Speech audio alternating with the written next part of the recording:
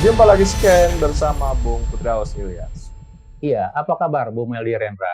Baik Bung Firdaus, Ganjar Pranowo ya, hari per hari nginap di rumah-rumah penduduk. Bung Firdaus ini juga menarik ya. Semacam kalau bulan Ramadan ini seru nih ya, nginep terus sahur gitu.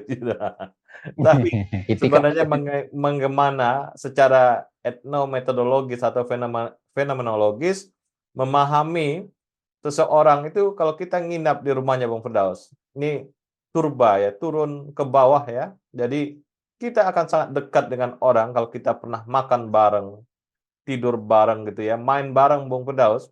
Nah, caranya Ganjar memahami masyarakat pemilih atau masyarakat Indonesia dalam pemilu kali ini dengan melakukan tidur bareng di sana, Bung Firdaus, di rumah-rumah masyarakat. Saya kira ini juga sebuah program baik yang harus diikutin oleh capres-capres lain, termasuk Prabowo dan Anies. Dan ini adalah program saya kira program yang harus diperkuat lagi ya dengan bentuk-bentuk yang lebih substansial, tidak hanya simbolik, Bung Firdaus. Iya, betul. Jadi kalau kita lihat banyak metode yang digunakan oleh capres-cawapres di dalam tidak saja mendekati para calon pemilih, tapi juga coba memahami kira-kira persoalan apa yang terjadi pada mereka, begitu. Dan kalau kita lihat masing-masing pasangan punya caranya masing-masing, begitu.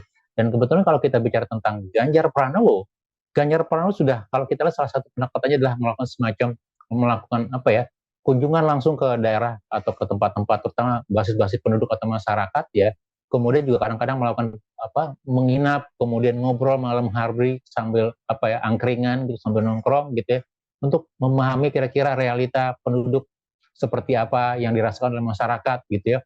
Dan terutama kalau kita lihat ya, terutama dalam media sosialnya atau tim kampanye Ganjar gitu ya, ini banyak dilakukan untuk daerah-daerah di Jawa atau di Jawa Tengah terutama begitu. Dan saya pikir ini mungkin juga pernah dilakukan sebelumnya ketika dia menjadi gubernur begitu ya, untuk melihat kira-kira persoalan dan realitas seperti apa. Dan seperti yang Bu Mel dikatakan tadi, manfaatnya sebenarnya tidak hanya dalam konteks mungkin kalau kita bicara gimmick ya, tapi di sisi lain juga kita bisa melihat ada persoalan-persoalan kedekatan, ada empati, merasakan persoalan bagaimana misalnya hidup di rumah, tinggal di semalam di rumah yang sederhana dengan keterbatasan air, listrik, hiburan, sarana prasarana begitu ya. Tapi di malam hari kita awali dengan ngobrol bersama penduduk sekitarnya, dengan tetangga begitu.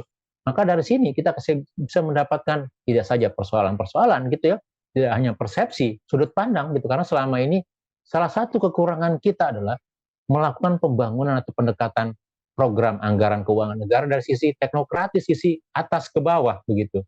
Kita lupa kira-kira kalau bicara dalam persepsi pengguna atau persepsi masyarakat, kira-kira sebenarnya bagaimana sih melihat persoalan ini begitu. Jadi saya pikir pendekatan ini, turbanya Ganjar gitu ya, belusukannya Ganjar, itu salah satu cara untuk mendekatkan persoalan, mengetahui lebih dalam, kemudian juga membangun empati begitu. Dan saya pikir ini mungkin salah satu yang bisa dikatakan sebagai bagian dari teknik yang menarik ya dalam bagaimana melihat itu pasangan capres cawapres dalam tidak saja menarik simpati suara, tetapi juga bagaimana mengukur atau melihat kira-kira persoalan yang sebenarnya terjadi di publik seperti apa Bung Meldi. Jadi satu hal yang menarik betul.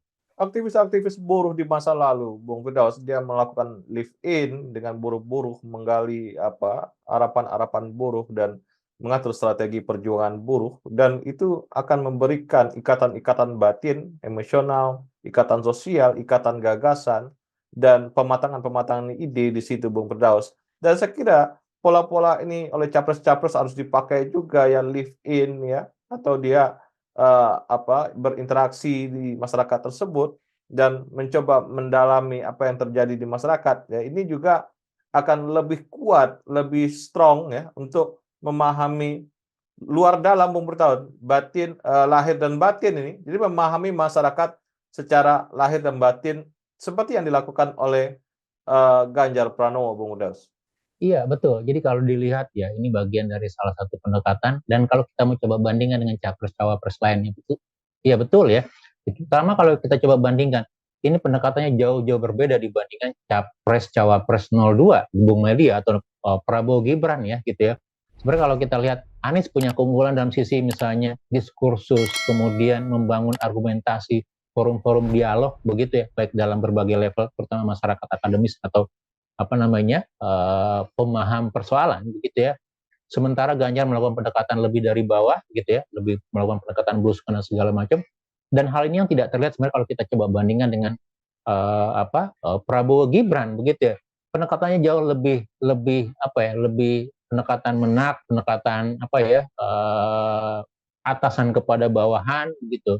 Di mana publik atau masyarakat lebih dianggap sebagai sebagai objek, Bu Meldi. Jadi saya lihat gitu ya, bagaimana melihat persoalannya, kemudian menyampaikannya begitu. Jadi ini memang satu hal yang berbeda begitu. Dan kemudian yang kedua, kalau kita lihat dalam konteks pengalaman atau sejarah hidup ya, atau perkembangan hidup ya, misalnya, ya mungkin Ganjar lebih dekat dengan persoalan-persoalan aktivisan gitu ya. Bagaimana sudah terbiasa melakukan live in, tinggal di produk, melihat persoalannya gitu ya, tinggal bersana berhari-hari gitu ya, seperti yang dilakukan oleh aktivis buruh dulu, atau mungkin juga sekarang masih terjadi begitu ya. Kemudian bagaimana memberikan solusinya bersama-sama begitu. Itu yang menjadi salah satu alternatif yang bisa digunakan. Dan pada titik ini sebenarnya kita melihat gitu ya, apakah nanti pendekatan ini cukup efektif atau tidak di dalam menjaring suara begitu. Bagaimana membangun membangun kerangka pemecahan persoalan begitu. Walaupun sekali lagi kalau kita ingat dalam konteks apa sih yang menjadi ciri-ciri karakter yang dicari orang Indonesia dalam pemimpin begitu ya.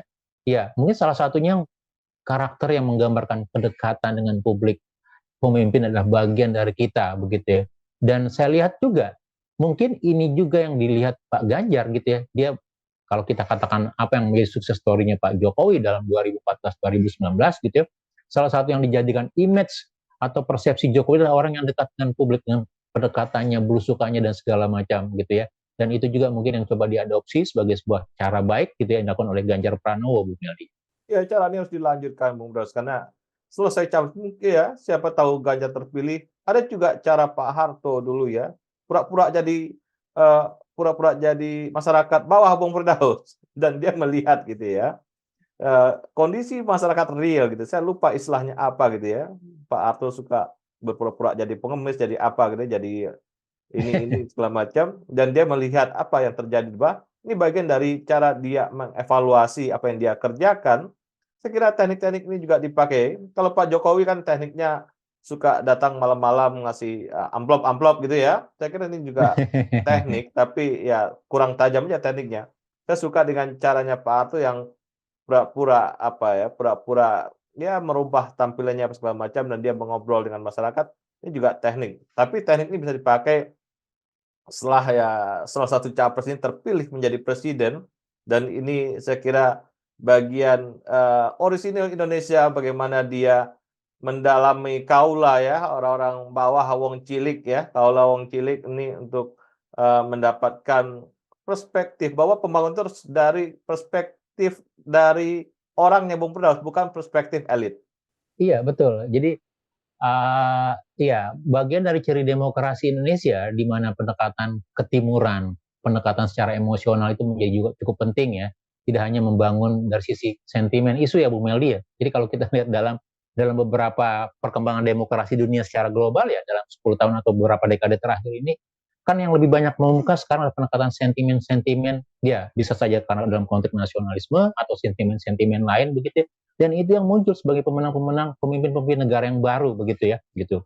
Dan sementara Indonesia atau bangsa Asia yang punya kedekatan kultural yang berbeda, pendekatan bagian dari persaudaraan gitu ya, bahwa pendekatan menggambarkan bagaimana orang memahami persoalan itu menjadi lebih baik gitu ya. Dan itu yang banyak dikembangkan begitu. Dan saya pikir ini juga yang bisa akan menjadi pembeda nanti gitu ya dengan waktu yang tersisa. Apakah pendekatan-pendekatan ini cukup memberikan dampak suara begitu? Karena sekali lagi yang dilihat salah satu yang menjadi pertempuran Ganjar terutama adalah mempertahankan Jawa Tengah begitu ya, dan Jawa Tengah dalam konteks bagaimana di sana juga ada rivalitas dari Gibran atau Prabowo begitu ya gitu. Dan apakah juga nanti ini akan memberikan semacam efek turunan kepada daerah-daerah yang lain begitu ya? Nah kita tunggu bagaimana mengemasnya gitu ya, hasil-hasil dari exposure ini, hasil dari live-in ini, hasil kedekatan tidur dengan tinggal bersama masyarakat begitu ya, menjadi semacam jargon, menjadi semacam program-program gitu, menjadi semacam pembeda-pembeda dengan pasangan yang lain, Bung Meli. Dan kalau memang hasil semacam tapa beratanya itu benar gitu ya, maka dia akan menjadi semacam klik gitu ya, akan menyulut emosional yang mendekatkan publik kira-kira dengan kedekatan dengan masing-masing figur yang ada, Bung Meli. Dan itu yang ya paling tidak jadi harapan mereka begitu, harapan Ganjar begitu ya, sehingga nanti ya persepsi itu akan semakin dekat sebagai bagian dari kepemimpinannya, Bung Meldi. Ya, terima kasih Bung Firdaus. Iya, sama-sama Bung Meldi, tetap semangat. Salam Indonesia bersih. Salam Indonesia bersih.